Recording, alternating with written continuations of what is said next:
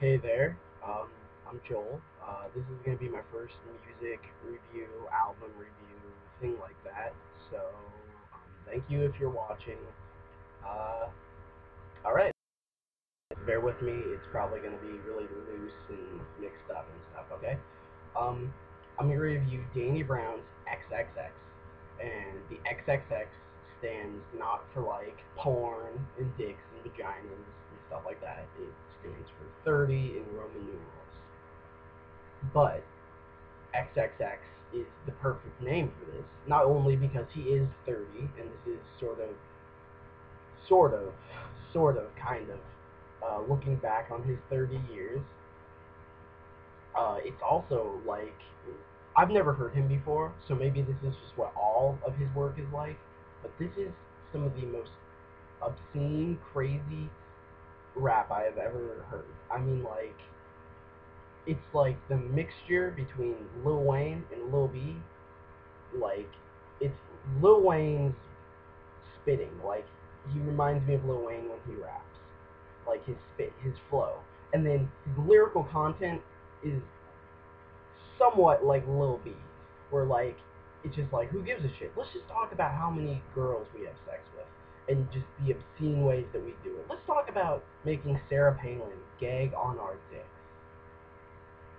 Um, so yeah, the majority of this album is very like foul and obscene, but the thing is, it's also hilarious. Like, I love it. I love how dirty this is. Like, it's insanely dirty, and it makes no excuses for it.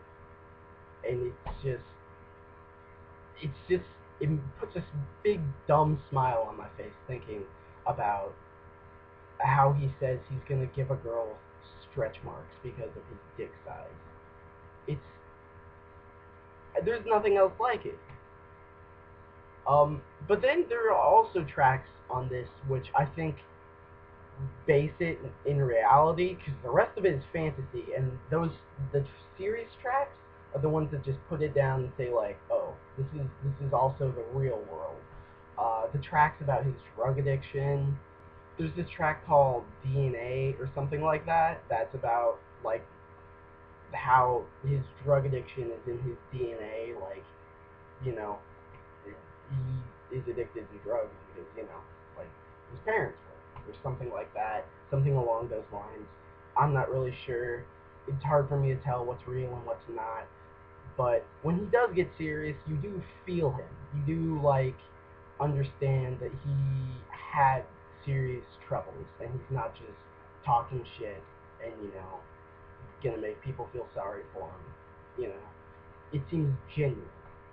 So I'll give this a 7 out of 10. I mean, the serious tracks do feel a little bit awkward, but they do kind of remind you that this is a real piece of work. Um, and the funny tracks and the goofy tracks and the crazy tracks, I mean, those are nice. I mean, I could listen to them for a few times, show them to my friends and stuff, but I don't see myself listening to this, I don't know, a few months from now. Maybe I'll want to revisit it, but I'm not going to be continually listening to it until, like, a few months from now. So solid, 7 out of 10, entertaining, but not much else. Thank you for watching this very awkward and rambling music review. Okay, bye.